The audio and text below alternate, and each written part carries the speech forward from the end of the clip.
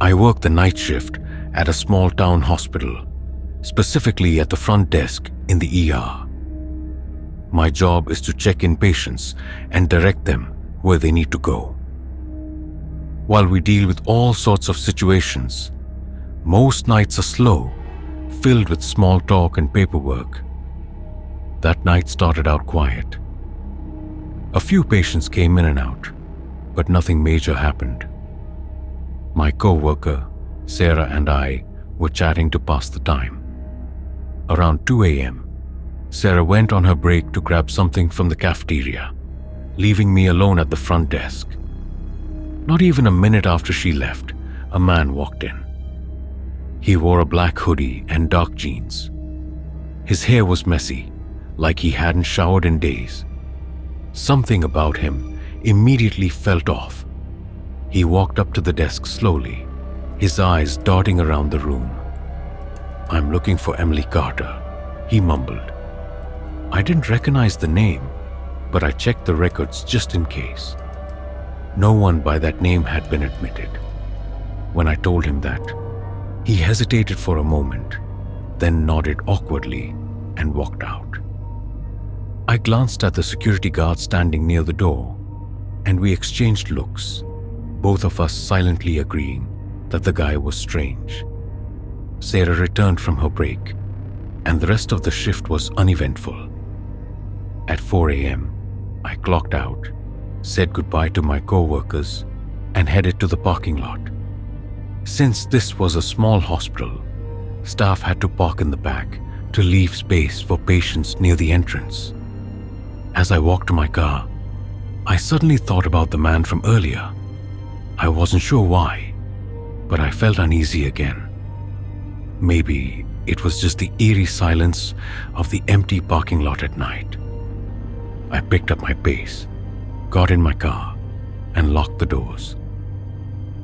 Tossing my bag on the passenger seat, I started the drive home. The roads were empty, but the unsettling feeling didn't go away. I kept checking my mirrors, convinced someone was following me. But every time I looked, there was no one behind me.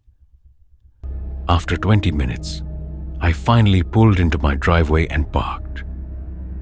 The moment I stepped out of my car and closed the door, I heard rapid footsteps rushing up to my porch. My stomach dropped. Before I could react, someone grabbed the door handle and started shaking it violently, trying to get inside. Luckily, I always lock my door as soon as I enter. There was brief silence, then a voice spoke from the other side. "Excuse me, ma'am, can you open the door? I need help." I froze. It was the man from the hospital. My hand shook as I pulled out my phone and called the police. As soon as I dialed, the man bolted, disappearing into the darkness. When the police arrived, they discovered something that made my blood run cold. The back door of my car was slightly open. The man had been hiding in my backseat the entire drive home. That's how he got to my front door so fast. He must have been watching me at the hospital, learning which car I drove. At some point, he snuck inside, probably waiting for a chance to attack.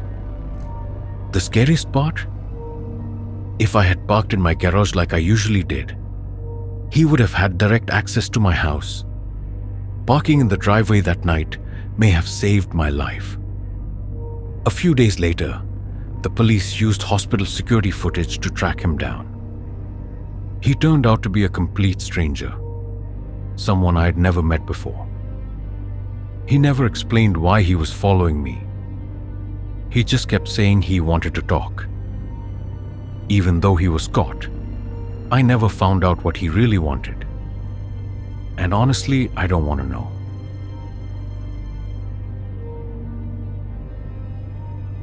I work as a security guard at a small office building in the city. The area isn't the safest. Break-ins happen often, so businesses rely on guards like me to keep things secure. Normally, I have a co-worker with me during my shifts. But for the past month, I had been working alone while the company trained a new hire. I didn't mind too much. It was just a bit boring. One night, about 2 weeks into the month, I was doing my usual rounds outside when I noticed two men standing across the street. They were in the shadows, staring in my direction. I wasn't sure if they were watching me or just looking at the building, but something about it felt off. The next time I passed by, they were gone. I made a mental note, but didn't think too much of it. The rest of the night was quiet. For the next few nights, everything was normal. Until the end of the week.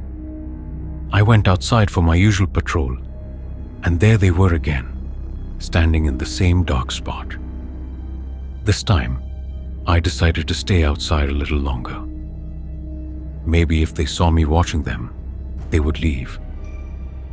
After a few minutes, they walked away. I couldn't see much detail from that distance, but I knew one thing.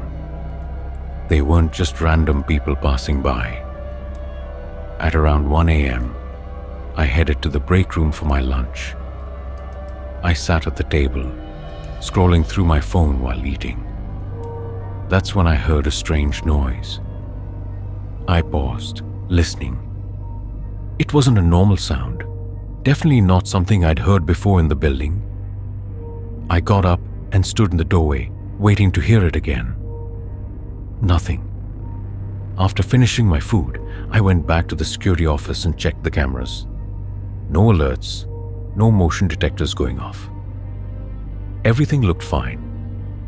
Normally, this was the part of my shift where I just sat and waited for my shift to end. But something told me to do another round. Maybe I was just curious about that noise. I walked outside first, nothing but the hum of streetlights. Then I went back inside, checking the hallways. The building had an L-shaped corridor with an old emergency exit at one end. The door was made of heavy metal and wasn't connected to the security system, so the company had locked it with a big padlock. When I reached the stairwell door and looked through the small window, my stomach dropped. The padlock was broken, lying in pieces on the floor. The heavy door had been forced open. My heart pounded as I rushed back to the security office. How did someone break in without me noticing? I pulled up the camera footage and rewound the tapes. What I saw sent chills down my spine. While I was outside watching the two men, they had circled around to the back of the building. They broke the lock and slipped inside. Even more disturbing, they were still in the building while I was in the break room. One of them had been just a few feet away, hiding behind a desk as I walked past. The noise I heard? That was him bumping into something while trying to stay out of sight. The moment I stepped back outside for another patrol, they ran for it. I zoomed in on the footage. Both men were armed, either large knives or possibly small firearms. If they had decided to confront me, things could have gone very badly. I called the police and handed over the tapes, but nothing ever came of it. The camera quality wasn't great, and the men had covered their faces. The company reported that some important files had been stolen, but to this day, no one knows who they were or what they were really after. All I know is that I was seconds away from something far worse happening that night.